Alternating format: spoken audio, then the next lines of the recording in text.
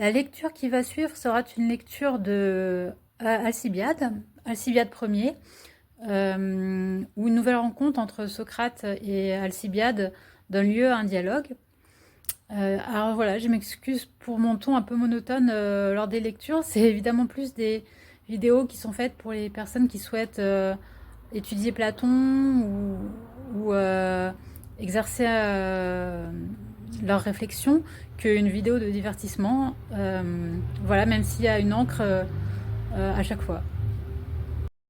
Alors, avant de commencer la lecture, je voulais en revenir à la notice du second Alcibiade, le texte que nous avons lu en premier, pour dire que je ne suis pas tout à fait d'accord avec Émile Chambry, celui qui a écrit la notice de préface, qui considère que c'est un dialogue inférieur aux autres et donc qui remet en cause la paternité de Platon pour ce texte. Moi, je pense que peut-être il y a moins d'arguments que dans les autres dialogues, mais par contre, la dramaturgie est très bien écrite, avec ce moment crucial où Alcibiade va pour prier le dieu, et où Socrate l'arrête juste avant. Je trouve que ça donne un aspect dramatique très poétique. Et aussi le fait que nous ne sachions pas à quel dieu Alcibiade va faire une prière, ni quel est le contenu de sa prière. Dans un deuxième moment, on voit que par ironie, Socrate dit par exemple si quelqu'un voulait devenir le tyran d'Athènes. Donc est-ce que c'est ça la prière d'Alcibiade et Socrate la devine, ou est-ce qu'il allait prier pour toute autre chose? On ne le saura pas, même si Socrate insinue quelque chose. Donc voilà, je trouve qu'il y a une dramaturgie qui est bien jouée, même s'il y a moins d'arguments, et que c'est pas forcément à remettre en cause la paternité de Platon.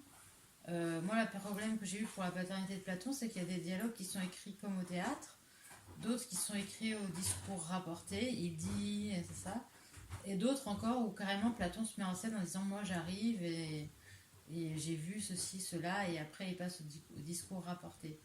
Donc je sais pas si c'est le même Platon dans tous les textes pour cette raison, mais voilà, on va dire que c'est quand même des très beaux textes. Voilà. Donc le texte que nous allons lire aujourd'hui, c'est Premier Alcibiade. Donc c'est encore Alcibiade et Socrate qui sont les personnages. Et comme on sait que Socrate est un des amoureux d'Alcibiade, il y a beaucoup de dramaturgie dedans. Et on verra que les répliques d'Alcibiade sont assez convaincantes. Alors, je commence. Socrate. Fils de Clinias, tu es sans doute surpris qu'ayant été ton premier amoureux, je sois le seul qui ne te quitte pas quand les autres ont cessé de t'aimer, et que, tandis qu'ils t'agaçaient de leurs entretiens, moi je ne t'ai même pas adressé la parole pendant tant d'années. Et la cause n'en était pas dans quelque considération humaine, mais dans l'opposition d'un démon. Alors un démon, daimon en grec, c'est comme une fée pour nous, quoi. Ou alors une créature qui est entre les mortels et les dieux. C'est pas, ça n'a pas du tout euh, la connotation négative qu'il y a pour nous aujourd'hui en français. Alors, mais dans l'opposition d'un démon dont tu apprendras plus tard le pouvoir. À présent qu'il ne s'y oppose plus, je viens à toi et j'ai bon espoir qu'à l'avenir il ne s'y opposera pas davantage. Pendant ce temps, j'examinais comment tu te comportais à l'égard de tes amoureux, et voici à peu près ce que j'ai remarqué. Si nombreux et si fiers qu'ils fussent, il n'en est pas un que tu n'aies traité de haut et qui ne se soit retiré. Et la raison de tes dédains, je vais te la dire. Tu prétends n'avoir jamais besoin de personne, parce que tu as assez d'avantages, à commencer par le corps et à finir par l'âme, pour n'avoir besoin d'aucun secours. D'abord, tu te dis que tu es très beau et très grand, et en cela tout le monde peut voir que tu ne te trompes pas. Ensuite, que tu appartiens à une des plus vaillantes familles de ta cité, qui est la plus grande de la Grèce, et que tu as, du côté de ton père, beaucoup d'amis et de parents du premier rang, qui pourront te seconder en cas de besoin, et que tu n'en as pas moins ni de moins que tu n'en as pas moins ni de moins considérable du côté de ta mère.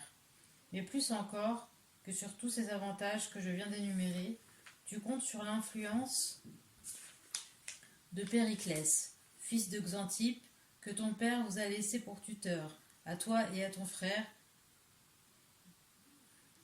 Périclès qui peut faire ce qu'il veut, non seulement dans cette ville, mais dans toute la Grèce et chez beaucoup de grandes nations barbares. J'ajouterai que tu es au nombre des riches, mais c'est de quoi tu me parais être le moins fier. Gonflé de tous ces avantages, tu t'es mis au-dessus de tes amoureux, et eux, sentant leur infériorité, se sont tenus pour battus, et tu t'en es bien rendu compte. Voilà pourquoi tu te demandes, j'en suis sûre, quelle idée je puis avoir pour ne pas renoncer à mon amour et dans quel espoir je reste quand les autres se sont retirés. Alcibiade. Mais peut-être ne sais-tu pas, Socrate, que tu ne m'as prévenu que d'un moment. J'avais en effet l'intention de t'aborder le premier et de te poser cette question même. Que veux-tu donc et qu'espères-tu en m'importunant et en te trouvant toujours si exactement partout où je suis? Car véritablement j'ai peine à concevoir à quoi tu penses et j'aurai beaucoup de plaisir à l'apprendre. Socrate. Alors tu m'écouteras, je présume, de bonne grâce, si tu as, comme tu dis, envie de savoir ce que je pense. Je compte donc que tu vas rester ici pour m'entendre, et je m'explique. Alcibiade. Tu peux y compter certainement, parle. Socrate. Méfie-toi pourtant, car il ne serait pas étonnant si, comme j'ai eu de la peine à commencer, j'en ai aussi à finir. Alcibiade. Parle, mon bon ami, je t'écouterai. Socrate. Je parle donc. Si embarrassant qu'il soit pour un amoureux d'entreprendre un homme qui rebute ses amants, il me faut pourtant oser exprimer ma pensée. Moi-même, Alcibiade, si je te voyais satisfait des avantages que je viens d'énumérer et déterminé à t'en contenter toute ta vie, il y a longtemps que j'aurais renoncé à mon amour. Du moins, je m'en flatte. Mais tu as d'autres pensées, et je vais te les énoncer à toi-même, et tu reconnaîtras par là que je n'ai point cessé d'avoir les yeux sur toi. Je crois en effet que, si quelque dieu te disait « Que préfères-tu, Alcibiade, vivre avec les avantages que tu as maintenant, ou mourir sur le champ, s'il ne t'est point possible d'en acquérir de plus grands? Je crois, dis-je, que tu préférerais mourir. Mais alors, dans quelle espérance vis-tu donc? Je vais te le dire. Tu penses que, si tu parais bientôt dans l'assemblée du peuple athénien, ce qui arrivera sous peu de jours, tu n'auras qu'à te présenter pour convaincre les Athéniens que tu mérites d'être honoré plus que Périclès ou tout autre qui ait jamais existé, et qu'après les en avoir convaincus, tu seras tout puissant dans la ville. Et si tu es tout puissant chez nous, tu le seras aussi chez les autres Grecs, et non seulement chez les Grecs, mais encore chez les barbares qui habitent le même continent que nous. Et si le même Dieu te disait encore que tu dois te contenter d'être le maître ici, en Europe, et que tu ne pourras pas passer en Asie, ni te mêler des affaires de ce pays-là, je crois bien que tu ne consentirais pas non plus à vivre à ces conditions mêmes, parce que tu ne pourrais remplir presque toute la terre de ton nom et de ta puissance. Oui, je crois qu'à l'exception de Cyrus et de Xerxès, il n'y a pas d'homme que tu juges digne de considération. Que telles soient tes espérances, c'est pour moi certitude, et non conjecture. Peut-être me demanderas-tu, sachant bien ce que je dis vrai, eh bien, Socrate, qu'a de commun ce préambule avec la raison que tu voulais donner de ta persévérance à me suivre? Je te répondrai donc, c'est qu'il est impossible, cher fils de Clinias et de Dinomaché, que tu puisses réaliser tous ces projets sans moi, tant est grande la puissance que je crois avoir sur tes affaires et sur toi-même. C'est pour cela, je pense, que le Dieu m'a si longtemps empêché de te parler et que j'ai attendu le moment où il le permettait. Car si toi, tu espères faire voir au peuple que tu es pour lui d'une valeur sans égale et acquérir aussitôt par là un pouvoir absolu, moi de mon côté, j'espère être tout puissant près de toi, quand je t'aurai fait voir que je suis pour toi d'un prix inappréciable et que ni tuteur, ni parent, ni personne autre n'est à même de te donner la puissance à laquelle tu aspires, excepté moi, avec l'aide de Dieu toutefois. Tandis que tu étais plus jeune et avant que tu fusses, semblait-il, gonflé de si grandes ambitions, le Dieu ne me permettait pas de m'entretenir avec toi pour que mes paroles ne fussent pas perdues. Il m'y autorise à présent, car à présent tu peux m'entendre. Alcibiade. Je t'avoue, Socrate, que je te trouve beaucoup plus étrange encore, à présent que tu t'es mis à parler, que lorsque tu m'en suivais sans rien dire. Et cependant, même alors, tu le paraissais terriblement. Maintenant que je nourris sous nom le projet que tu dis, ton siège est fait là-dessus, et j'aurais beau le nier, je n'en serais pas plus avancé pour te persuader. Voilà qui est entendu. Mais si j'admets que j'ai réellement ces desseins, comment seront-ils réalisés grâce à toi, irréalisables sans toi? Peux-tu me l'expliquer? Socrate. Me demandes-tu si je puis le faire par un long discours, comme ceux que tu es habitué à entendre? Non, ce n'est pas ma manière. Mais je suis en état, je crois, de te démontrer qu'il en est ainsi, pourvu seulement que tu consentes à m'y aider un peu. Alcibiade. J'y consens si l'aide n'est pas trop difficile à donner. Socrate. Est-il difficile, selon toi, de répondre à ce qu'on te demande? Alcibiade. Non, ce n'est pas difficile. Socrate. Réponds-moi donc. Alcibiade. Interroge-moi. Socrate. Je vais donc te poser des questions comme si tu avais les desseins que je t'attribue. Alcibiade. Pose-les ainsi si tu le veux. Je saurai enfin ce que tu as à me dire. Socrate. Eh bien, allons que tu te proposes donc, comme je l'affirme, de te présenter devant les Athéniens sous peu de jours pour leur donner des conseils. Si donc, au moment de monter à la tribune, je te prenais à part et te demandais, Alcibiade, sur quoi les Athéniens te proposent-ils de délibérer, que tu te lèves pour leur donner des conseils? N'est-ce pas sur un sujet que tu connais mieux qu'eux? Que répondrais-tu? Alcibiade. Je répondrais sans doute que c'est sur un sujet que je connais mieux qu'eux. Socrate. Alors c'est à propos de choses que tu connais réellement et que tu peux donner de bons conseils? Alcibiade. Sans doute. Socrate. Or les seules choses que tu connaisses, ce ne sont pas celles que tu as apprises d'autrui ou que tu as trouvées en toi-même? Alcibiade. Quelles autres pourrais-je connaître? Socrate. Maintenant se peut-il que tu aies jamais appris ou découvert quelque chose sans vouloir l'apprendre, ni le chercher toi-même? Alcibiade. C'est impossible. Socrate. Mais dis-moi, aurais-tu consenti à chercher ou à apprendre ce que tu pensais connaître? Alcibiade. Non, certes. Socrate. Ainsi, ce que tu sais présentement, il a été un temps où tu ne croyais pas le connaître. Alcibiade. Nécessairement. Socrate. Eh bien, les choses que tu as apprises, je pense pouvoir te les dire. Si j'en oublie quelqu'une, nomme-la-moi.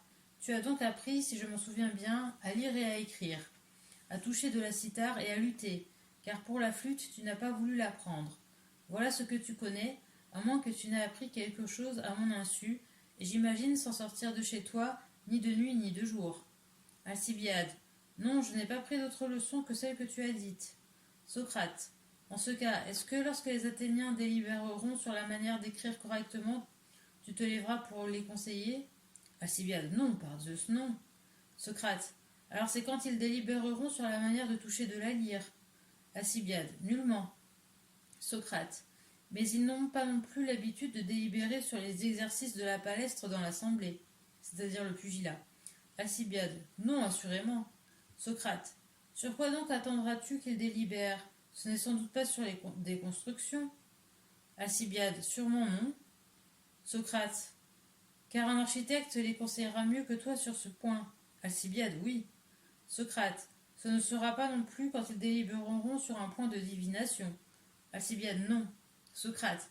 Car sur ce point encore, un devin leur donnera de meilleurs avis que toi. Alcibiade. Oui. Socrate. Et cela qu'il soit petit ou grand, beau ou laid, de haute ou de basse naissance. Alcibiade. Sans difficulté. Socrate.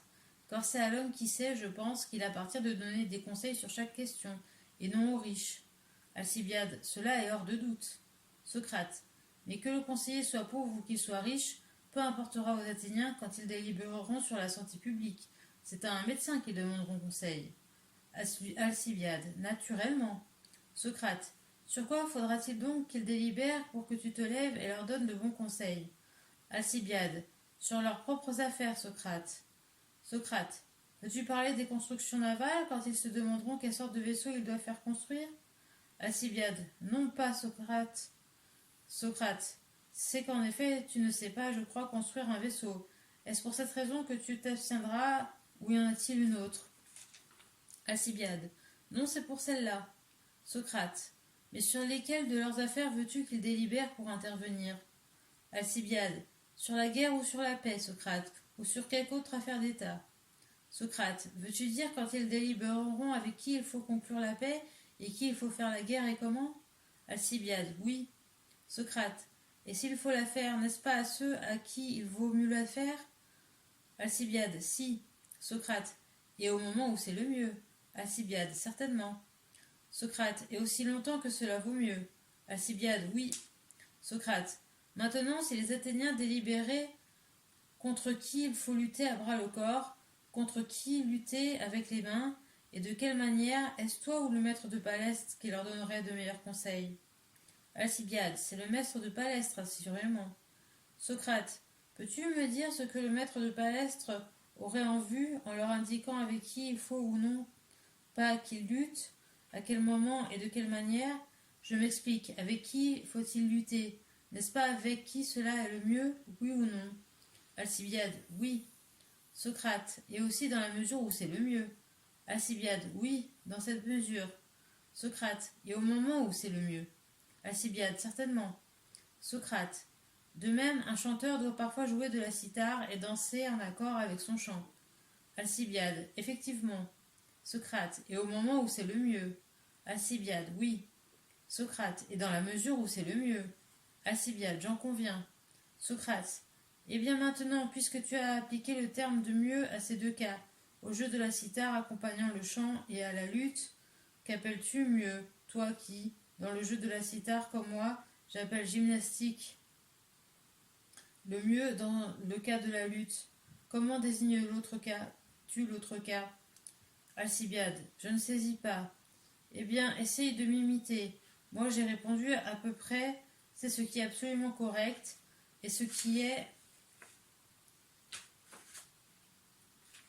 correct, c'est, je crois, ce qui est fait selon les règles de l'art. Ne l'admets-tu pas? Alcibiade, si. Et l'art ici, n'était-ce pas la gymnastique? Alcibiade, sans doute.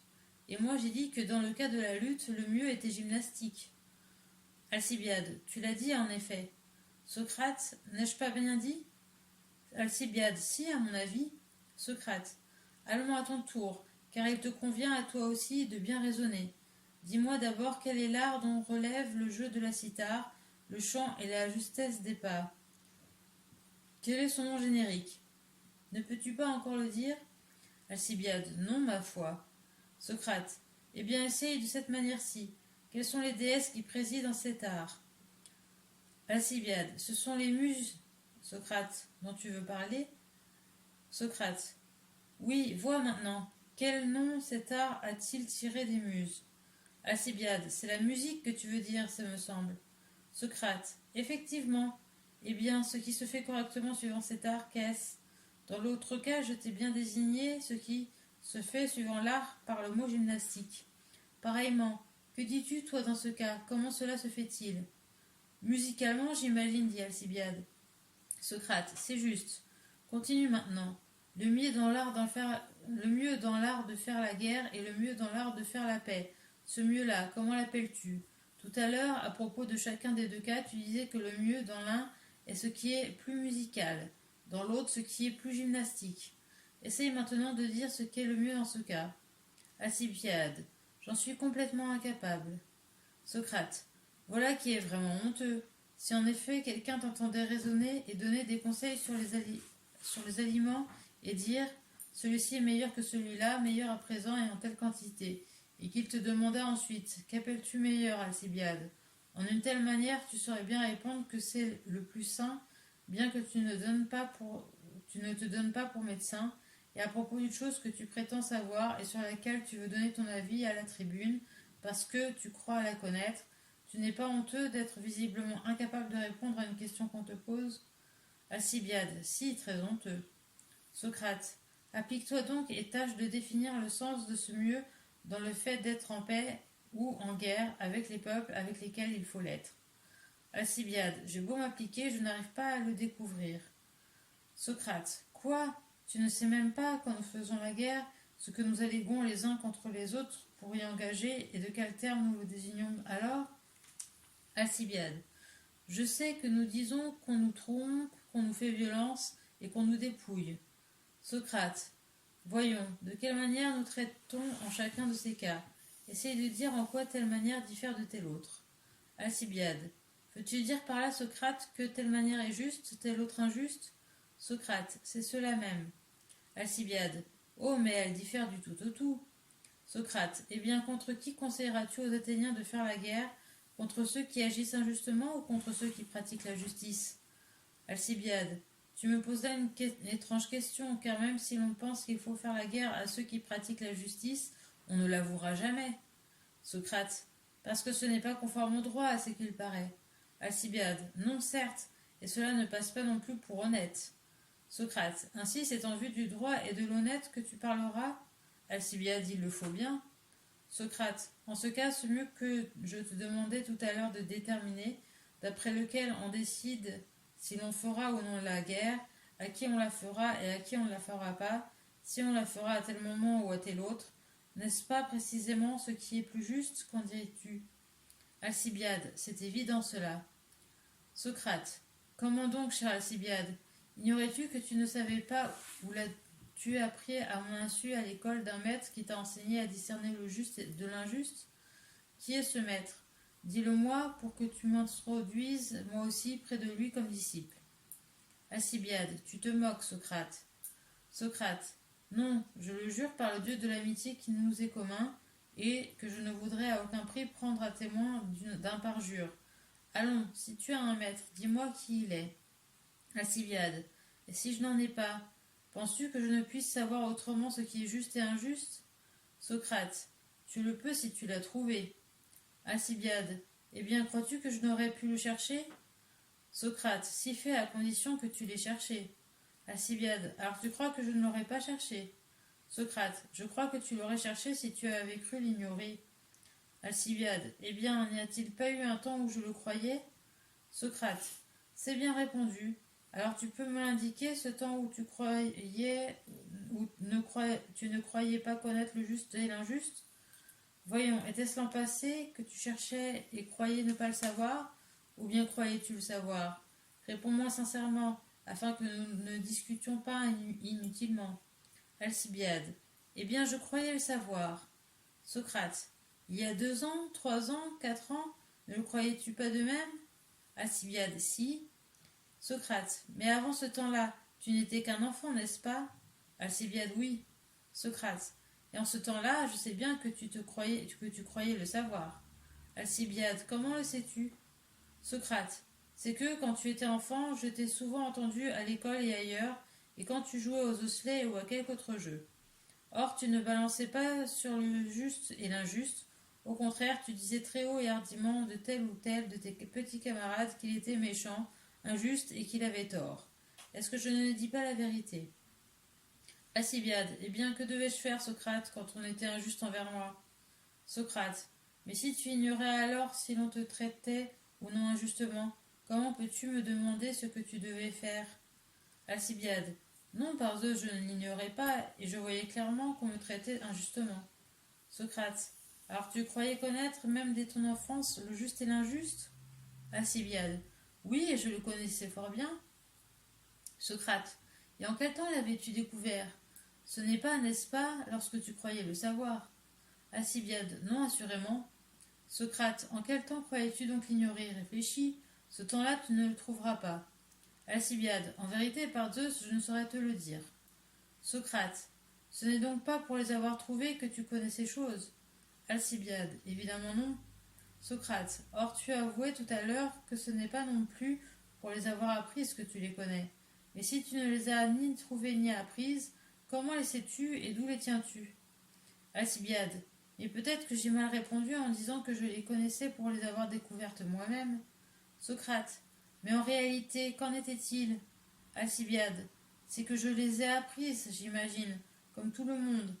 Socrate, nous voilà revenus au même point. De qui les as-tu apprises? Explique-le-moi. Alcibiade, du public. Socrate, tu n'as pas recours à un maître bien sérieux en faisant remonter ta science au public. Alcibiade, et quoi, n'est-il pas capable d'enseigner ce public? Socrate, pas même d'enseigner ce qui est bien ou mal au jeu du tric-trac, qui est pourtant plus simple que la justice. Et toi, n'es-tu pas de cet avis? Alcibiade, si. Socrate, alors tout incapable qu'il est d'enseigner des matières légères, il pourrait enseigner des matières sérieuses? Alcibiade, Je le crois pour ma part. En tout cas, il est capable d'enseigner beaucoup d'autres choses plus sérieuses que le tric-trac. Socrate. Lesquelles? Alcibiade. Par exemple, c'est de lui que j'ai appris à parler grec. Et je, voilà, quand ce qu'il dit par public, c'est en fait tous les autres. Et je ne saurais dire quel a été mon maître, mais j'en rapporte le mérite à ce public même qui, selon toi, est un maître incompétent. Alors moi, personnellement, je trouve que c'est un bel argument. Voilà, donc je continue. Socrate. C'est qu'en cette matière, mon brave, le public est un bon maître et on ne peut le louer justement, et on peut le louer justement pour son enseignement. Alcibiade. Pourquoi donc? Socrate. Parce qu'il a pour cela tout ce que doivent avoir les bons maîtres. Alcibiade. Qu'entends-tu par là? Socrate. Ne sais-tu pas que quand on veut enseigner quoi que ce soit, il faut d'abord le savoir soi-même? N'est-ce pas vrai? Alcibiade. Sans contredit. Socrate. Ne faut-il pas que ceux qui savent s'accordent entre eux et ne diffèrent pas d'opinion? Alcibiade. Si. Et Socrate. Et s'ils en diffèrent sur certaines choses, diras-tu qu'ils les connaissent? Alcibiade. Non, assurément. Socrate. Dès lors, comment pourrait-il les enseigner? Alcibiade. En aucune façon. Socrate. Eh bien, te semble-t-il qu'il y ait des accords dans le public sur la nature de la pierre ou du bois? Interroge qui tu voudras. Est-ce qu'ils ne répondront pas tous de la même manière et ne tendront-ils pas la main vers les mêmes objets quand ils voudront saisir une pierre ou du bois? Et de même pour toutes les choses de ce genre. Or, si je te comprends bien, c'est ce que tu entends par savoir parler grec, n'est-ce pas? Alcibiade. Oui. Socrate. Ainsi donc, en ces matières, les particuliers, comme nous l'avons dit, sont d'accord les uns avec les autres et avec eux-mêmes, et les États ne contestent point entre eux, affirmant les uns une chose, les autres une autre. Alcibiade. Non, effectivement. Socrate. Il est donc naturel qu'ils soient de bons maîtres en ces matières du moins. Alcibiade. Oui. Socrate. Si donc nous voulions en procurer la connaissance à quelqu'un, nous aurions raison de l'envoyer à l'école de ce public dont tu parles. Alcibiade. Parfaitement. Ça rejoint un peu l'idée d'Aristote qui dira que l'opinion du public ou l'opinion de la plupart comporte une part de vérité. Alors, Socrate. Mais si nous voulions savoir non seulement ce que sont les hommes et les chevaux, que par Platon, lui, ne le croit pas.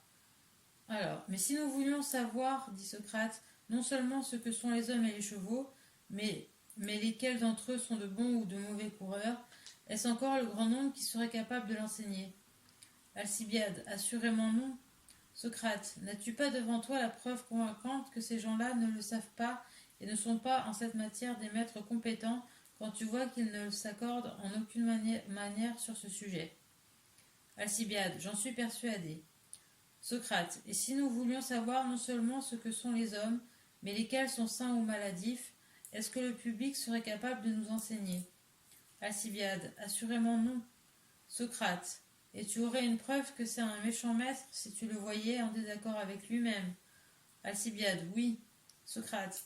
Et bien maintenant, au sujet des hommes et des choses justes ou injustes, ceux qui composent ce public te paraissent-ils s'accorder avec eux-mêmes et les uns avec les autres? Alcibiade. Oh, par Dieu, Socrate, pas le moins du monde. Socrate. Et même n'est-ce pas là-dessus qu'il te semble le plus divisé? Alcibiade. Si, et de beaucoup. Socrate. Je ne crois pas que tu aies jamais vu ni entendu des hommes assez violemment divisés sur ce qui est sain ou malsain pour se battre à cause de cela et se tuer les uns les autres. Alcibiade. Non, certes. Socrate. Mais sur le juste et l'injuste, je sais bien, moi, que si tu n'en as pas vu, tu en as, en tout cas, oui, parlé par beaucoup d'autres, et en particulier par Homère, car tu as entendu réciter l'Odyssée et l'Iliade. Alcibiade. Tu dois bien le penser, Socrate. Socrate.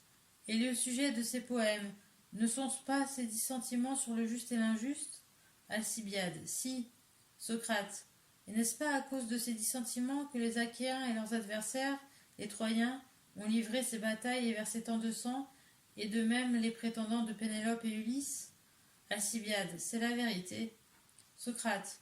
Je m'imagine qu'il en fut de même pour ceux des Athéniens, des Lacédémoniens et des Béotiens qui furent tués à Tanagra, et pour ceux qui périrent plus tard à Coronée, au nombre desquels Clinias, ton père, trouva la mort. Le différend qui causa ces morts et ces combats n'avait-il pas non plus d'autre sujet que le juste et l'injuste, n'est-ce pas exact? Alcibiade, c'est exact.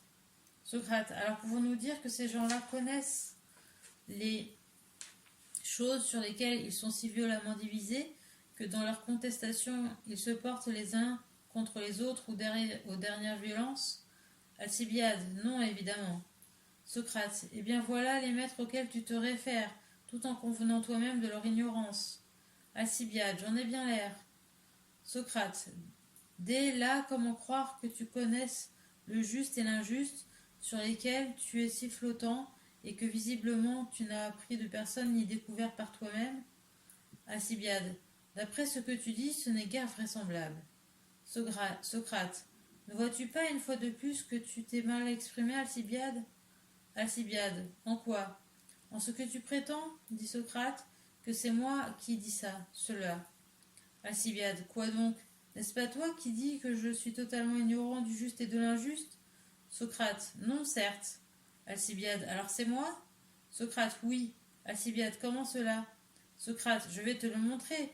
Si je te demandais lequel est le plus grand de un ou de deux, tu me répondrais que c'est deux. Alcibiade, oui. Socrate, et de combien plus grand? Alcibiade, d'une unité. Socrate, alors quel est celui de nous deux qui dit que deux est plus grand que un d'une unité? Alcibiade, c'est moi. Socrate, n'est-ce pas moi qui ai interrogé et toi qui as répondu? Alcibiade, si. Socrate, ainsi sur ce sujet qui est-ce qui manifestement dit les choses? Moi qui questionne ou toi qui réponds? Alcibiade, c'est moi. Socrate, et si je te demandais de quelles lettres se compose le nom de Socrate et que tu le dises, qui de nous deux dirait la chose? Alcibiade, moi. Socrate, eh bien, allons fais-moi une réponse générale. Quand il y a échange de questions et de réponses, lequel des deux dit les choses? Celui qui questionne ou celui qui répond? Il y a un peu de mauvais foi de Socrate parce qu'il oriente quand même beaucoup ses répondeurs. Oui. Ouais. Alcibiade, celui qui répond Socrate à ce qu'il me semble. Socrate, or tout à l'heure, durant tout notre entretien, n'est-ce pas moi qui questionnais? Alcibiade, si. Socrate, et toi qui répondais? Alcibiade, parfaitement. Socrate, et alors ce qui a été dit, qui de nous deux l'a dit? Alcibiade, c'est moi Socrate évidemment, d'après ce que j'ai accordé. Socrate, n'a-t-il pas été dit au sujet du juste et de l'injuste que le bel Alcibiade, fils de Clinias, ne les connaissait pas, bien qu'il crût les connaître, et qu'il devait aller à l'assemblée donner des conseils aux Atheniens sur des questions où il n'entendait rien? N'était-ce pas cela? Alcibiade, il est manifeste que si. Socrate, alors c'est ici comme chez Euripide, Alcibiade. C'est de ta bouche et non de la mienne que tu pourrais bien avoir entendu ces paroles, et ce n'est pas moi qui les dis, c'est une citation. C'est toi, et tu as tort de me les imputer, et tu as grand raison de le dire, car c'est une folle entreprise que tu t'es mise en tête, de vouloir enseigner ce que tu ne sais pas, ayant négligé de t'en instruire. Alcibiade, à vrai dire, Socrate, les Athéniens et les autres Grecs ne délibèrent que rarement sur ce qui est juste ou injuste, car ils pensent que ces sortes de choses sont évidentes. Aussi les laissent-ils de côté et ils examinent ce qui est utile à faire, car le juste et l'utile ne sont pas la même chose, et on a vu beaucoup de gens qui se sont bien trouvés d'avoir commis de grandes injustices, et d'autres, je pense, qui ayant agi selon la justice, n'y ont pas trouvé leur profit. Voilà, il dit que des fois les injustes sont récompensés et que les justes ne le sont pas. Donc il vaut mieux se chercher l'utile. Socrate. Eh bien, supposer que le juste et l'utile soient aussi différents que possible. Tu ne crois pas non plus, je pense, connaître ce qui est utile aux hommes et pour quelle raison? Alcibiade. Pourquoi pas Socrate, à moins que tu ne me demandes encore de qui je l'ai appris ou comment je l'ai trouvé moi-même. Socrate. Que prétends-tu par là? Si tu émets une opinion erronée et qu'il soit possible de le démontrer par le raisonnement qui nous a déjà servi, tu crois qu'il faut te fournir du nouveau, d'autres démonstrations, comme si les précédentes étaient usées, ainsi que de vieux habits, et que tu ne voudrais plus mettre, et il te faut une preuve toute neuve et immaculée, Mais moi, sans te suivre dans tes écarts, je persiste à te demander d'où tu as tiré la connaissance de l'utile et qui en est ton maître. Et je renouvelle en bloc toutes mes questions précédentes. Mais non, car il est évident que tu vas retomber dans le même embarras et que tu seras incapable de prouver que tu connais l'utile, soit pour l'avoir découvert, soit pour l'avoir appris. Cependant, puisque tu es si délicat et que tu ne goûterais guère le même raisonnement, je renonce à examiner si tu sais ou ne sais pas ce qui est utile aux Athéniens. Mais le juste et l'utile sont là identiques et différents. Sont-ils identiques ou différents? Voilà ce que tu aurais dû démontrer. Soit si tu veux en m'interrogeant, comme je t'ai interrogé moi-même, soit en exposant toi-même ta pensée à ta manière. Alcibiade, je ne sais trop, Socrate, si je serais capable de te l'exposer. Socrate, eh bien mon bon, tu n'as qu'à t'imaginer que je suis l'Assemblée et le peuple. Là aussi, tu auras à persuader chaque homme en particulier, n'est-ce pas? Alcibiade, oui. Socrate, ce même homme ne peut-il pas persuader une personne isolée aussi bien qu'une foule sur les choses qu'il sait, comme le maître d'école qui enseigne à lire persuade aussi bien un seul écolier que plusieurs? Alcibiade, si. Socrate, de même, en matière de nombre, le même homme ne persuadera-t-il pas aussi bien un seul auditeur que plusieurs? Alcibiade, si. Socrate, et cet homme sera celui qui sait, l'arithméticien. Alcibiade, parfaitement. Socrate, de même toi, ce que tu es capable de persuader à plusieurs, ne peux-tu pas le persuader à un seul? Alcibiade, apparemment. Socrate, et ce que tu peux persuader, c'est évidemment ce que tu sais. Alcibiade, oui. Socrate, la seule différence qu'il y ait entre l'orateur qui parle devant le peuple et l'homme qui parle dans un entretien comme le nôtre, n'est-ce pas que sur le même sujet, l'un persuade ses auditeurs en masse et l'autre chacun isolément? Alcibiade, il se peut. Socrate, va donc, et puisqu'il est évident qu'il appartient au même homme de persuader plusieurs auditeurs et un seul, exerce-toi sur moi et tâche de démontrer qu'il y a des cas où le juste n'est pas utile. Alcibiade, tu es trop exigeant, Socrate. Socrate, cette fois-ci, en effet, j'irai jusqu'à te persuader le contraire de ce que tu refuses de me persuader à moi. Alcibiade, voyons, parle. Socrate, réponds seulement à mes questions. Alcibiade, non pas, mais parle, toi tout seul. Socrate, eh bien quoi? Ne veux-tu pas être persuadé le plus possible? Alcibiade, assurément si. Socrate, et n'est-ce pas quand tu te prononceras, il en est bien ainsi, et que tu seras le mieux persuadé? Alcibiade, je le crois. Socrate, réponds donc, et si tu ne t'entends pas toi-même dire que le juste est utile, je ne crois pas ce qu'un autre peut en dire. Donc voilà, comme Alcibiade voit un autre type de raisonnement que de savoir s'il a appris de lui-même ou de quelqu'un d'autre ce qu'est l'utile, Socrate dit qu'ils vont essayer une autre démonstration en demandant si le juste et l'utile sont la même chose ou pas. Et donc il demande à Alcibiade de nouveau répondre vu qu'il ne veut pas s'exprimer lui-même. Alcibiade, non certes, mais il faut répondre, car il ne m'en reviendra, je pense, aucun mal. Socrate, tu es prophète, Alcibiade. Dis-moi donc, parmi les choses justes, tu crois qu'il y en a d'utiles et d'autres qui ne le sont pas? Alcibiade, oui. Socrate, et que certaines d'entre elles sont belles et d'autres non. Alcibiade, quel est le sens de ta question? Socrate, je te demande si tu as jamais vu quelqu'un faire des choses laides mais justes. Alcibiade, non. Socrate, alors tout ce qui est juste est beau. Alcibiade, oui. Et les choses belles sont-elles toujours bonnes? Alcibiade, pour ma part, Socrate, je crois que quelques-unes des choses belles sont mauvaises. Socrate, et qu'il y a aussi des choses laides qui sont bonnes? Alcibiade, oui. Socrate, parles-tu de cas comme celui-ci, par exemple, que beaucoup de gens à la guerre ont été blessés et sont morts pour avoir porté secours à un camarade ou à un parent, tandis que d'autres, ayant manqué à ce devoir, en sont revenus sains et saufs? Alcibiade, parfaitement. Socrate, et le secours ainsi porté, tu l'appelles beau, en ce qu'ils essayent de sauver ceux qui devaient sauver, n'est-ce pas? Alcibiade, oui. Socrate, mais tu l'appellerais mauvais à cause des morts et des blessures, est-ce bien cela? Alcibiade, oui. Socrate, mais alors le courage est une chose, la mort en est une autre. Alcibiade, assurément. Alors ce n'est pas sous le même rapport que le fait de secourir ses amis est bon et mauvais. Donc, secourir ses amis, c'est bon par rapport au courage, mais mauvais par rapport à la mort. Alcibiade, évidemment non.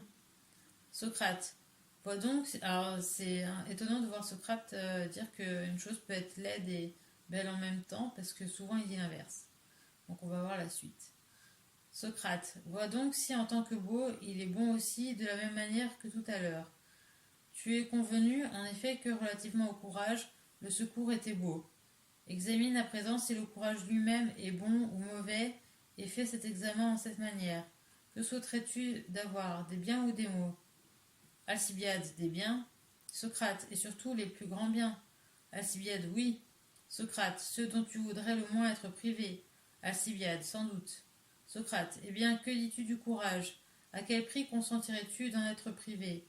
Alcibiade, je ne consentirais même pas à vivre si je devais être lâche.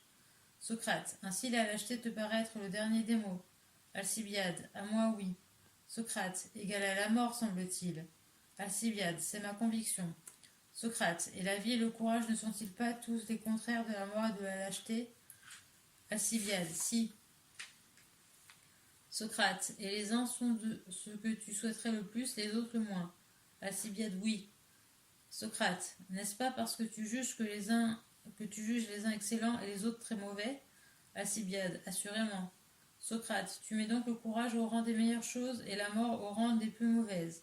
Alcibiade, oui. Socrate, alors le secours qu'on porte à ses amis à la guerre, tu l'as appelé beau, en tant qu'il est beau relativement à la production du bien par le courage. Alcibiade, évidemment. Socrate est mauvais relativement à la production du mal par la mort. Alcibiade, oui. Socrate, c'est ainsi qu'il est juste de qualifier chacune de nos actions. Si tu l'appelles mauvaise en tant qu'elle produit du mal, il faut l'appeler bonne en tant qu'elle produit du bien. Alcibiade, c'est mon avis. Socrate, dès lors en tant que bonnes, elles sont belles et laides en tant que mauvaises. Alcibiade, oui. Socrate, donc en disant que le secours qu'on porte à ses amis à la guerre est beau, mais mauvais, tu parles exactement comme si tu le qualifiais de bon mais mauvais. Alcibiade, je crois que ce que tu dis est vrai, Socrate. Socrate, ainsi rien de ce qui est beau en tant qu'il est beau n'est mauvais, et rien de ce qui est laid en tant que laid n'est bon. Alcibiade, c'est évident. Socrate, considère encore la question de ce biais. Celui qui fait une belle action ne se conduit-il pas bien? Alcibiade, si. Socrate, or ceux qui se conduisent bien ne sont-ils pas heureux? Alcibiade, comment ne le seraient-ils pas? Socrate, ne sont-ils pas heureux en ce qu'ils acquièrent des biens, Alcibiade, certainement. Socrate, mais ils acquièrent ces biens parce qu'ils se conduisent d'une façon bonne et belle. Alcibiade, oui. Socrate, donc ce bien conduire est bon. Alcibiade, sans doute. Socrate, et la bonne conduite est belle. Alcibiade, oui. Alors c'est la méthode de Socrate, hein, il change légèrement le terme pour pouvoir arriver à ce qu'il veut dire. Socrate, il nous a donc paru encore une fois que le beau et le bon sont une même chose. Alcibiade, c'est une chose évidente. Socrate, par conséquent, tout ce que nous trouverons beau, nous le trouverons également bon, d'après cette argumentation. Alcibiade, alors il y a Agathos et Calos. Alcibiade, nécessairement. Socrate, mais ce qui est bon est-il utile ou non? Alcibiade, c'est utile. Socrate, te rappelles-tu maintenant de quoi nous sommes tombés d'accord au sujet du juste? Alcibiade, c'est, je crois, que quand on fait une action juste, on fait nécessairement une action belle. Socrate, et aussi que quand on fait une action belle, on fait une action bonne. Alcibiade, oui. Socrate, et ce qui est bon est utile. Alcibiade, oui. C'est un peu comme en mathématiques quand on déplace des x d'un côté ou de l'autre de l'équation. On change les formules, mais ça revient au même. Alors, Socrate, d'où il suit Alcibiade que ce qui est juste est utile? Alcibiade, il le semble. Socrate, et ce n'est pas toi qui le dis, n'est-ce pas toi qui le dis, tandis que moi je ne fais qu'interroger? Alcibiade, évidemment, il semble bien que c'est moi. Socrate, si donc quelqu'un s'imaginant distinguer le juste et l'injuste se lève pour donner un conseil au peuple d'Athènes ou de Péparète, et s'il dit que les choses justes sont parfois mauvaises, ne te moquerais-tu pas de lui, puisque justement tu affirmes toi-même que le juste et l'utile sont identiques? Alcibiade. Ah, par les dieux, Socrate, je ne sais plus ce que je dis, et je crois vraiment que j'ai perdu la tête, car selon que tu m'interroges, je suis tantôt d'un avis, tantôt de l'autre. Socrate. Et cet état où tu te trouves, tu ignores, cher ami, d'où il provient? Alcibiade. Entièrement. Socrate. Crois-tu donc, si l'on te demandait si tu as deux yeux ou trois, deux mains ou quatre, ou quelque autre chose pareille, que tu répondrais tantôt une chose, tantôt une autre, et que tu répondrais toujours la même chose? Ou que tu répondrais toujours la même chose? Alcibiade. Je doute à présent de moi-même, cependant je crois que je répondrai la même chose. Socrate. N'est-ce pas parce que tu sais? N'est-ce pas là la cause? Alcibiade. Je le crois. Socrate. Donc quand tu fais malgré toi des réponses contradictoires sur une chose, c'est une marque infaillible que tu ne la connais pas. Alcibiade. C'est probable. Socrate. Et n'avoues-tu pas sur le juste et l'injuste, le beau et le laid, le mal et le bien, l'utile et son contraire, que tu varies dans tes réponses? Dès lors, n'est-il pas évident que si tu varies, c'est parce que tu ne sais pas? Alcibiade. C'est cela. Socrate. Il faut donc admettre que quand on ignore une chose, l'esprit n'en peut former que des opinions flottantes. Alcibiade. Il n'en peut être autrement. Socrate. Dis-moi maintenant, sais-tu de quelle façon tu pourrais monter au ciel? Alcibiade. Non, par Zeus. Socrate. Est-ce que tu varies aussi d'opinion sur ce sujet? Alcibiade. Non, certes. Socrate. En sais-tu la raison ou veux-tu que je te la dise? Alcibiade. Dis-la. Socrate. C'est mon ami que, ne connaissant pas le moyen, tu ne crois pas le connaître. Alcibiade. Ici encore, que veux-tu dire? Socrate. Vois un peu avec moi. Quand tu ignores une chose et que tu sais que tu l'ignores, varies-tu d'opinion sur elle? Par exemple, la préparation des aliments. Tu sais bien, n'est-ce pas, que tu n'y connais rien? Alcibiade. Je le sais fort bien. Socrate. Eh bien, as-tu une opinion personnelle sur la manière dont il faut les apprêter, et varies-tu d'opinion là-dessus, ou t'en rapportes-tu à celui qui s'y connaît? Alcibiade. Je m'en rapporte à lui. Socrate. Et si tu étais en mer sur un vaisseau, déciderais-tu s'il convient de tourner la barre en dedans ou en dehors, et ne le sachant pas, varierais-tu de sentiments, ou bien t'en remettant au pilote, te tiendrais-tu tranquille? Alcibiade. Je m'en remettrai au pilote. Socrate. Tu ne varies donc pas sur les choses que tu ignores, si tu sais que tu les ignores. Alcibiade. Non, à ce qu'il me semble. Socrate. Eh bien, ne comprends-tu pas que les erreurs de conduite proviennent aussi de cette ignorance qui consiste à croire qu'on sait quand on ne sait pas? Donc là, il arrive à une conclusion, en fait, que quand on change d'avis sur une même chose, c'est en fait qu'on croit la savoir, mais qu'on ne la sait pas. Donc on n'est même pas dans l'ignorance, sinon on ferait appel à un maître. Alcibiade. Ici encore, que veux-tu dire? Socrate. Nous n'entreprenons de faire une chose que quand nous croyons connaître ce que nous faisons. N'est-il pas vrai? Alcibiade. Oui. Socrate. Et quand on croit qu'on ne le sait pas, on se remet à d'autres. Alcibiade. Sans doute. Socrate. Ainsi les ignorants de cette espèce ne font pas de faute dans la vie, parce qu'ils s'en remettent à d'autres de ce qu'ils ignorent. Alcibiade. C'est vrai. Socrate. Quels sont donc ceux qui font des fautes? Ce ne sont pas, je pense, ceux qui savent. Alcibiade. Assurément non. Socrate. Mais puisque ce ne sont ni ceux qui savent, ni les ignorants, qui ont conscience qu'ils ne savent pas, il n'en reste pas d'autres, je suppose, que ceux qui, ne sachant pas, croient savoir. Alcibiade. Non, il ne reste que cela. Socrate. C'est donc cette ignorance qui est la cause des maux, et celle-là qui est répréhensible. Alcibiade. Oui. Socrate. Et quand elle se rapporte aux choses les plus importantes, c'est alors qu'elle est la plus malfaisante et la plus honteuse. Alcibiade. De beaucoup. Socrate. À tes souhaits. Eh bien, peux-tu me citer des choses plus importantes que le juste, le beau, le bien et l'utile? Alcibiade. Non, certes. Socrate. Or, n'est-ce pas sur ces sujets que tu avoues que tu varies? Alcibiade. Si. Socrate. Or, si tu varies, n'est-il pas clair, d'après ce qui vient d'être dit, que non seulement tu ignores les choses les plus importantes, mais encore que ne les sachant pas, tu crois les savoir? Alcibiade. C'est bien possible. Socrate. Ô Dieu, Alcibiade, en quel état je te vois? J'hésite à le qualifier. Pourtant, puisque nous sommes seuls, il faut parler. C'est notre raisonnement qui t'en accuse, et toi, qui t'en accuse toi-même. Voilà pourquoi tu te jettes dans la politique avant d'être instruit. Et tu n'es pas seul dans ce cas. Il en est de même de la plupart de ceux qui se mêlent des affaires de la République, à l'exception de quelques-uns, et peut-être de ton tuteur Périclès. Alcibiade.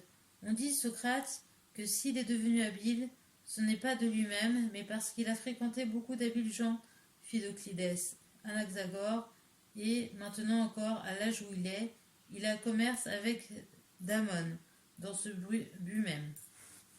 Socrate. Dis-moi, as-tu déjà vu quelqu'un d'habile en quoi que ce soit qui fut incapable de communiquer à un autre son talent? Par exemple, celui qui t'a appris tes lettres était lui-même habile et t'a rendu habile toi-même, ainsi que tous les autres qu'il a voulu, n'est-ce pas vrai? Alcibiade. Si. Socrate. Et toi qui l'as appris de lui, tu pourrais l'enseigner à un autre? Alcibiade. Oui. Socrate. De même, le cythariste est le maître de gymnastique? Alcibiade. Certainement. Socrate. C'est à coup sûr une belle marque que ceux qui savent quelque chose le savent bien, quand ils sont capables de rendre un autre aussi savant qu'eux. Alcibiade. Il me le semble. Socrate. Eh bien, peux-tu me dire qui Périclès a rendu habile, à commencer par ses fils? Alcibiade. Que pouvait-il faire, Socrate? Ses deux fils étaient des niais. Socrate. Et Clinias, ton frère? Alcibiade. Pourquoi parler de Clinias, un fou? Socrate. Mais si Clinias est fou, et si les deux fils de Périclès étaient des niais, à quoi faut-il attribuer qu'il te laisse, toi, dans cet état? Alcibiade. Quant à moi, je crois que c'est ma faute. Je ne l'écoute pas. Socrate.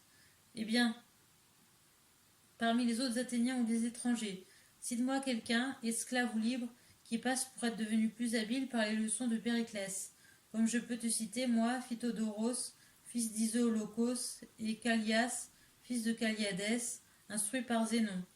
Moyennant 100 000 payés à Zénon par chacun d'eux, ils sont devenus habiles et renommés. Alcibiade. Non, par Zeus, je ne puis en citer. Socrate. Laissons cela et revenons à toi. Quels sont tes projets? Veux-tu rester dans l'état où tu es à présent ou prendre un peu soin de toi? Alcibiade. Nous en parlerons ensemble, Socrate.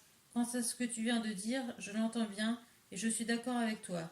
Oui, nos politiques, à l'exception d'un petit nombre, me paraissent être des ignorants. Socrate. Et quelles conséquences en tires-tu? Alcibiade. C'est que, s'ils étaient cultivés, quiconque entreprendrait de lutter contre eux devrait s'instruire et s'exercer avant d'affronter de tels athlètes. Mais puisque tout incultes qu'ils sont, ils ne laissent pas de se lancer dans la politique, qu'est-il besoin de s'exercer et de se donner de la peine pour s'instruire? Pour moi, je suis sûr que par mes dons naturels, je les dépasserai de fort loin. Donc là, on voit quand même un peu d'audace de la part d'Alcibiade. Socrate. Oh oh, excellent jeune homme, quels propos viens-tu de lâcher? Comme il est indigne de ta beauté et de tes autres avantages. Alcibiade. Que veux-tu dire au juste et qu'as-tu en vue, Socrate? Socrate. J'en suis fâché pour toi et pour mon amour. Alcibiade. De quoi donc? Socrate. De ce que tu crois n'avoir à lutter que contre les gens d'ici. Alcibiade. Et contre qui aurais-je à lutter? Socrate.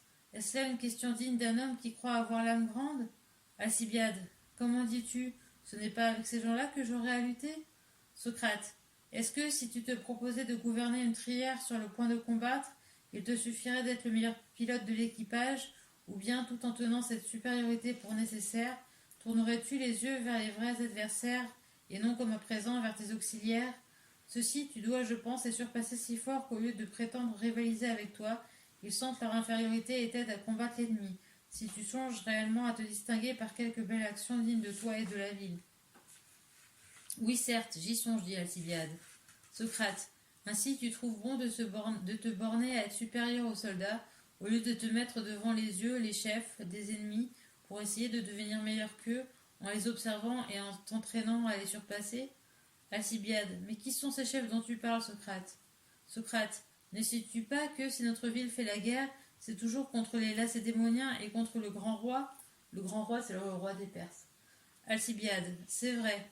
Socrate. Si donc tu songes à te mettre à la tête de cette ville, n'est-ce pas les rois de Lacédémone et ceux de Perse que tu dois considérer comme tes rivaux, si tu veux bien juger la situation? Alcibiade, cela paraît assez juste. Socrate, non pas, mon bon, les hommes sur qui tu dois avoir les yeux, c'est Midias, l'éleveur de cailles et autres gens de cet acabit qui entreprennent de gouverner l'État, qui sont tellement incultes qu'ils ont encore dans l'âme, comme diraient les femmes, leurs cheveux d'esclaves, sans songer à s'en défaire, et qui nous sont venus, sachant à peine le grec, pour aduler le peuple, non pour le gouverner.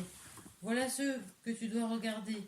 Tu pourras alors te négliger toi-même, ne rien apprendre de ce qu'il faut, savoir quand on va s'engager dans une lutte si importante, ne point t'exercer aux choses qui demandent de l'exercice et assurer que tu es parfaitement préparé avant d'entrer dans la carrière politique. Alcibiade, oui, Socrate, je crois que tu as raison. Cependant, je pense que les généraux des Lacédémoniens et les rois de Perse ne diffèrent en rien des autres. Socrate, eh bien, mon excellent ami, examine ce que vaut ton opinion. Alcibiade, eut égard à quoi?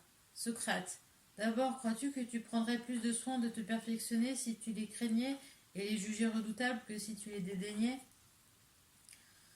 Donc voilà, en fait, il y a un autre argument de Socrate, c'est de dire que l'ennemi, c'est pas la rivalité politique au sein de la Grèce, mais qu'il y a deux autres ennemis, les Lacédémoniens et les Perses, et que c'est contre ça que Alcibiade doit se mesurer et pas contre les autres hommes politiques.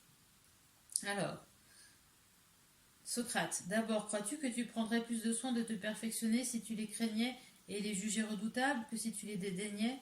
Alcibiade, évidemment, si je les croyais redoutables. Socrate, et crois-tu que tu perdrais quelque chose à t'occuper de toi-même? Alcibiade, pas du tout, j'y gagnerais même beaucoup. Socrate, voilà donc un premier désavantage que comporte ton opinion. Tu en vois l'importance. Alcibiade, tu as raison. Socrate, elle en a un second, c'est qu'elle est fausse. Examine-la après les probabilités. Alcibiade, comment? Socrate, sont-ce les races nobles qui vraisemblablement... Alors là, voilà, c'est les théories racistes de Platon. Socrate, sont-ce les races nobles qui vraisemblablement produisent les meilleures natures, oui ou non? Alcibiade, ce sont évidemment les races nobles. Socrate, et ceux qui sont bien nés, pourvu qu'ils soient bien élevés, n'acquièrent-ils pas un mérite consommé? Alcibiade, nécessairement.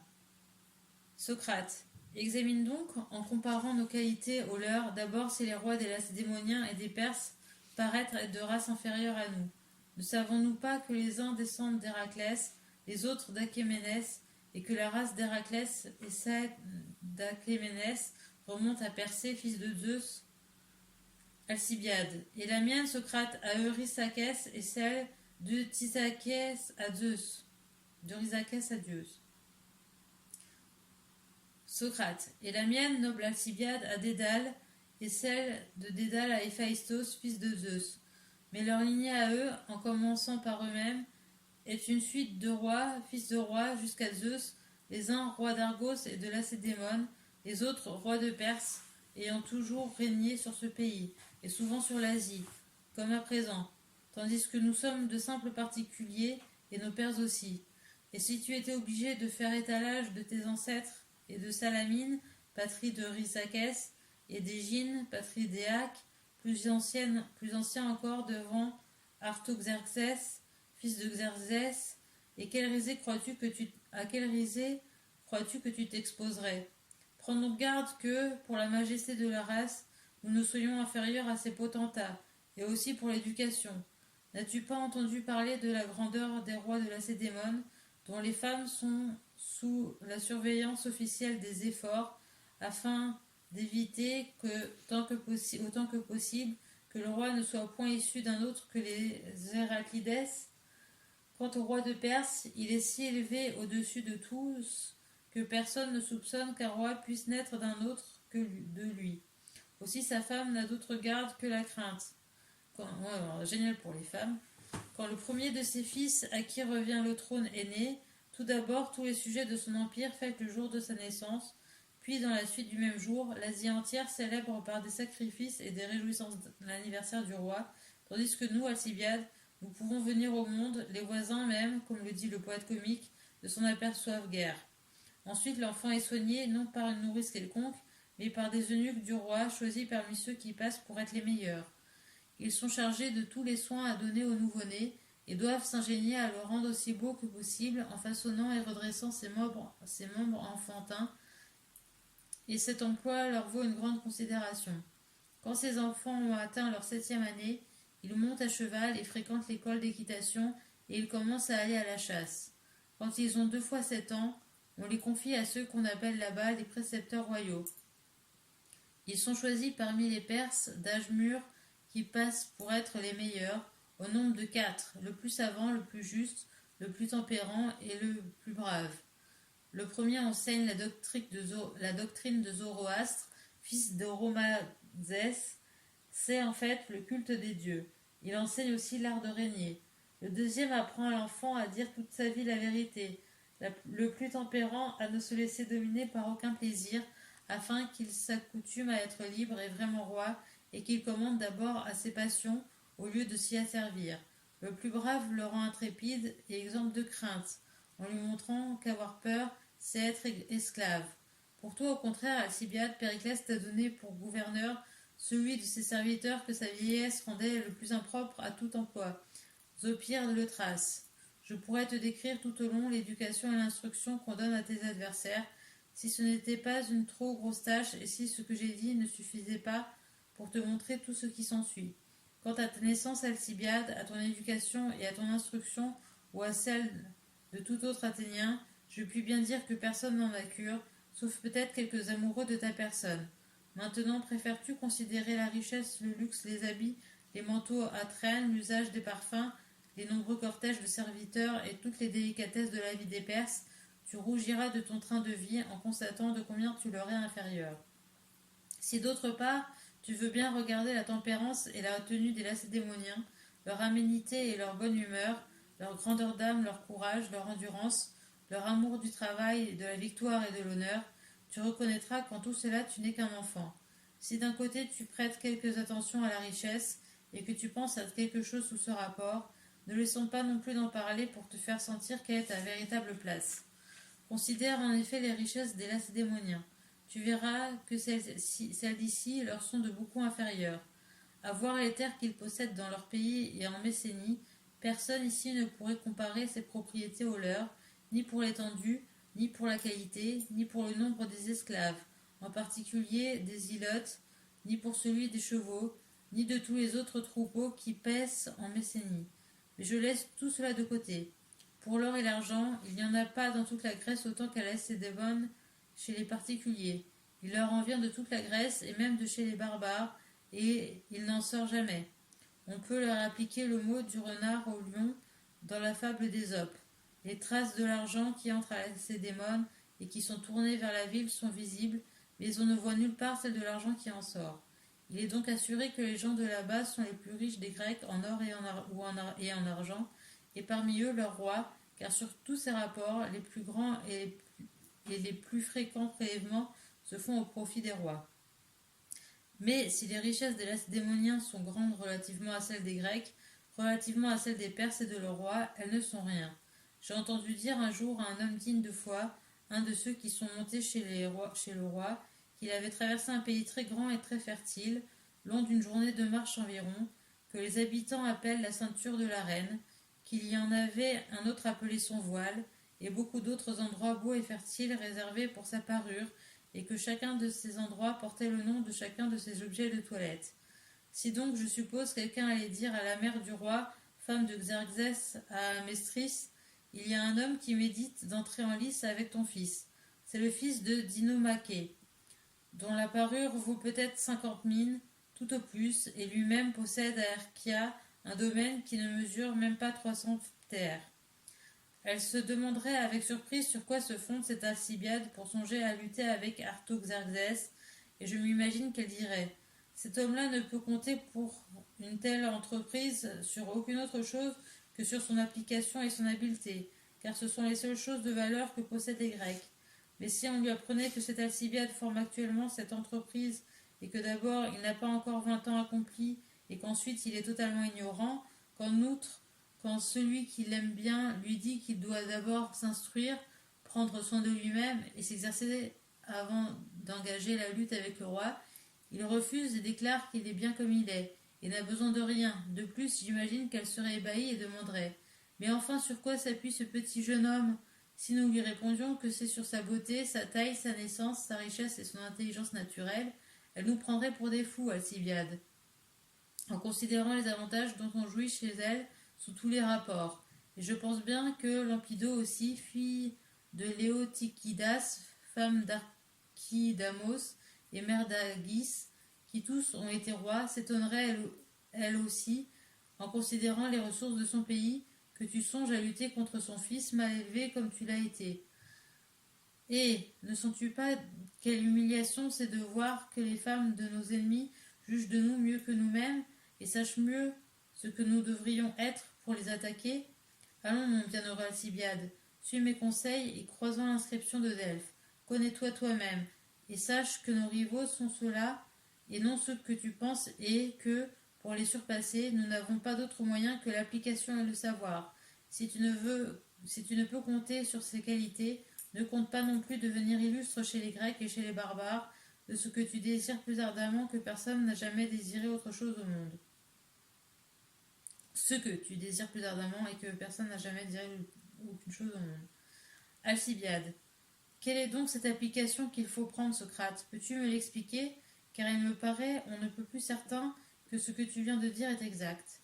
Socrate. Oui, je le peux, mais c'est ensemble qu'il nous faut chercher les moyens de devenir les meilleurs possibles. Car si je dis de toi que tu as besoin d'être instruit, je le dis aussi de moi. Il n'y a qu'un point où je diffère de toi. Alcibiade. Lequel? Socrate. C'est que mon tuteur est meilleur et plus sage que Périclès qui est le tien. Alcibiade. Qui est ce tuteur, Socrate? Socrate. C'est un dieu, Alcibiade, celui-là même qui, jusqu'à aujourd'hui, ne me permettait pas de m'entretenir avec toi. C'est la foi que j'ai en lui et qui me fait dire que tu n'atteindras la célébrité par aucun autre que par moi. Alcibiade. Tu plaisantes, Socrate. Socrate. Peut-être. Cependant, je dis la vérité quand je soutiens que nous avons besoin d'application, tous tant que nous sommes, mais tout particulièrement nous deux. Alcibiade. Pour ce qui est de moi, tu ne te trompes pas. Socrate. Ni pour ce qui est de moi non plus. Alcibiade. Alors, que pourrions-nous faire? Socrate. Il ne faut pas nous décourager ni mollir, camarades. Alcibiade. Assurément, Socrate, il ne le faut pas. Socrate. Non, en effet, mais voyons ensemble. Dis-moi, nous disons bien que nous voulons devenir aussi parfaits que possible, n'est-ce pas? Alcibiade. Oui. Socrate. Dans quel genre de vertu? Alcibiade. Évidemment, dans le traitement des affaires. Socrate. Quelles affaires? L'équitation? Alcibiade. Non pas, donc on va recommencer. Socrate. Car nous nous adresserions aux écuyers. Alcibiade. Oui. Est-ce des affaires de la marine que tu parles? Alcibiade. Non. Socrate. Car nous irions trouver les marins. Alcibiade. Oui. Socrate. Alors de quelles affaires? Des affaires de qui? Alcibiade. Des Athéniens beaux et bons. Socrate. Qui appelles-tu beaux et bons, les hommes intelligents ou les imbéciles? Alcibiade. Les hommes intelligents. Socrate. Alors chaque homme est bon en cela où il est intelligent? Alcibiade. Oui. Socrate. Et l'homme inintelligent mauvais? Alcibiade. Sans doute. Socrate. Alors le cordonnier est intelligent pour la confection des chaussures? Alcibiade. Certainement. Socrate. Il est donc bon pour cela? Alcibiade. Il l'est. Socrate. Mais pour confectionner des manteaux, le cordonnier n'est-il pas inintelligent? Alcibiade. Si. Socrate. Donc mauvais pour cela? Alcibiade. Oui. Socrate. Le même homme est donc, d'après ce raisonnement, à la fois mauvais et bon. Alcibiade. Apparemment. Socrate. Veux-tu donc dire que les hommes bons sont aussi mauvais? Alcibiade. Non, certes. Socrate. Alors quels sont donc ceux que tu appelles bons? Alcibiade. J'appelle bons ceux qui sont capables de commander dans un état. Socrate. Pas aux chevaux, je pense. Alcibiade. Non, certes. Socrate. Alors aux hommes? Alcibiade. Oui. Aux malades? Alcibiade. Non. Socrate. Alors à ceux qui naviguent? Alcibiade. Certainement non. Socrate. Alors à ceux qui moissonnent? Alcibiade. Non. Socrate. Est-ce à ceux qui ne font rien ou à ceux qui font quelque chose? Alcibiade. Je parle de ceux qui font quelque chose. C'est du consulting comme dans notre société actuelle. C'est les hommes intelligents et qui conseillent les autres. Alcibiade. Je parle de ceux qui font quelque chose. Socrate. Quoi? Essaye de me le faire voir. Alcibiade. Je parle de ceux qui traitent ensemble et qui ont affaire avec d'autres comme nous vivons dans la société. Socrate. Tu parles donc de commander à des hommes qui ont affaire à d'autres hommes. Alcibiade. Oui. Socrate. Est-ce à ces céléeustes qui ont affaire à des rameurs? Alcibiade, non, certes. Socrate, car c'est le talent qui révèle du métier de pilote. Alcibiade, oui. Socrate, peut-être parles-tu de commander à des joueurs de flûte qui dirigent des chanteurs et se servent de danseurs. Alcibiade, pas du tout. Socrate, car c'est le talent qui relève du maître de chœur. Alcibiade, oui. Socrate, alors qu'appelles-tu donc être capable de commander à des hommes qui se servent d'autres hommes? Alcibiade, je parle de ceux qui participent à l'administration de l'État et qui ont affaire les uns aux autres. C'est cela qu'il s'agit de commander dans la cité. Socrate, quel est donc cet art? Suppose que, reprenant mon exemple de tout à l'heure, je te demande quel est l'art qui enseigne à commander à ceux qui participent à la conduite d'un vaisseau. Alcibiade, c'est l'art du pilote. Socrate, et pour ceux qui participent au chant dont nous parlions à l'instant, quelle est la science qui apprend à les commander? Celle que tu viens de mentionner, la science du maître de chœur, répond Alcibiade. Socrate, et pour ceux qui participent à l'administration de l'État, comment appelles-tu la science qui les concerne? Alcibiade, pour moi Socrate, je l'appelle l'art de bien conseiller. Socrate, et crois-tu par hasard que l'art des pilotes soit l'art de mal conseiller? Alcibiade, assurément non. Socrate, de bien conseiller alors. Alcibiade, il me le semble du moins pour assurer le salut de ceux qui naviguent. Socrate, c'est bien dit, mais les bons conseils dont tu parles, à quoi tendent-ils? Alcibiade, à une meilleure administration et au salut de la cité. Socrate, et quelle est la chose dont la présence ou l'absence fait qu'elle est mieux administrée et qu'elle est en sécurité? Si par exemple tu me demandais quelle est la chose dont la présence ou l'absence fait que le corps est mieux administré et qu'il se porte bien, je te répondrais que c'est la santé, quand elle est présente et que la maladie est absente. Ne le crois-tu pas comme moi?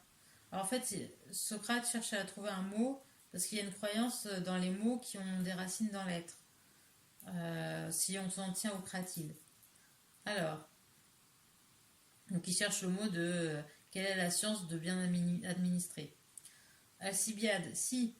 Socrate, et si tu me demandais par quoi les yeux en sont en meilleur état, je te répondrais de même par la présence de la vue et l'absence de la cécité. Pour les oreilles aussi, je dirais que c'est par l'absence de la surdité et la présence de l'ouïe qu'elles s'améliorent et sont mieux traitées. Alcibiade, c'est juste. Socrate, et dans la cité, quelle est la chose dont la présence ou l'absence fait qu'elle s'améliore et qu'elle est mieux soignée et administrée? Alcibiade, il me semble, Socrate, que cela se réalise lorsque l'amitié entre les citoyens est présente et que la haine et la dissension sont absentes. Socrate, par amitié entends-tu concorde ou discorde?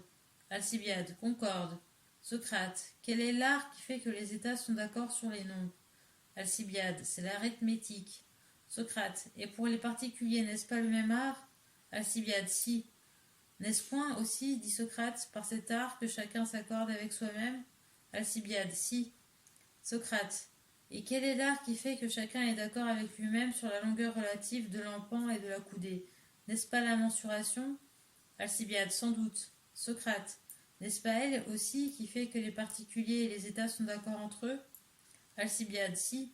Socrate, et pour le poids n'en est-il pas de même? Alcibiade, si. Socrate, et maintenant cet accord dont tu parles, en quoi consiste-t-il? Sur quoi se fait-il? Et quel est l'art qui le produit? Est-ce le même qui le procure à l'État et qui fait que chaque individu est d'accord avec lui-même et avec les autres? Alcibiade, c'est vraisemblable. Socrate, quel est-il donc? Ne te laisse pas de répondre et applique-toi à me l'expliquer.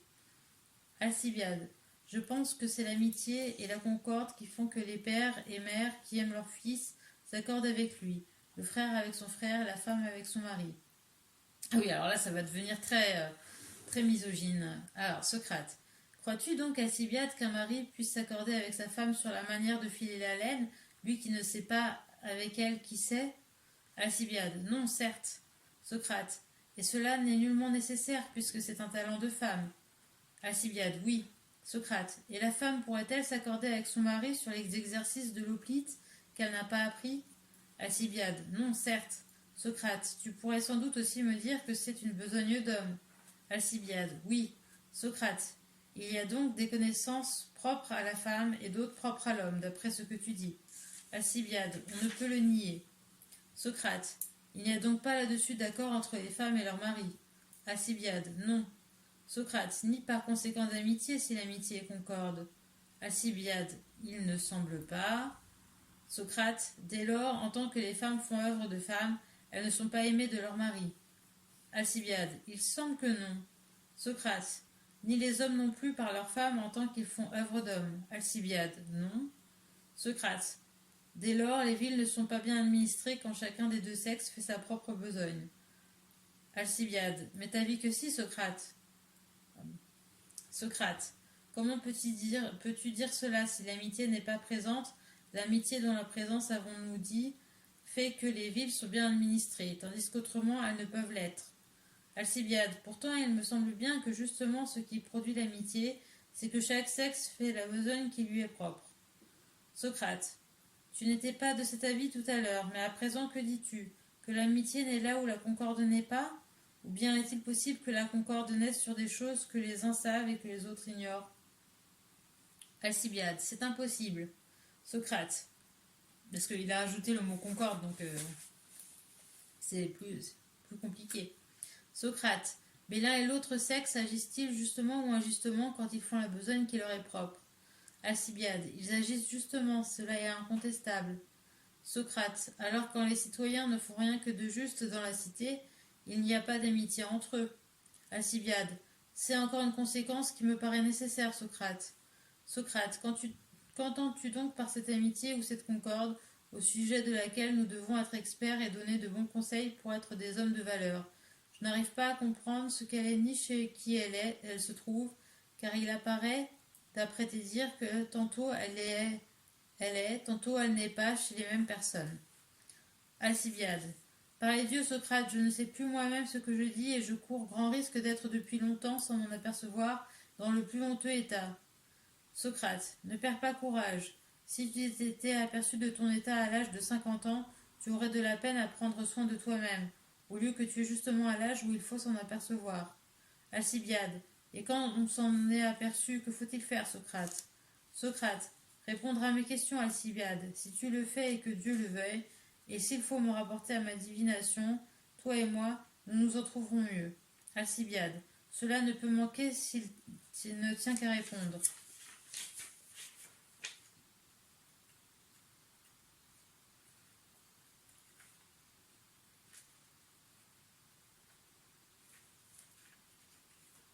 On lira la suite la prochaine fois.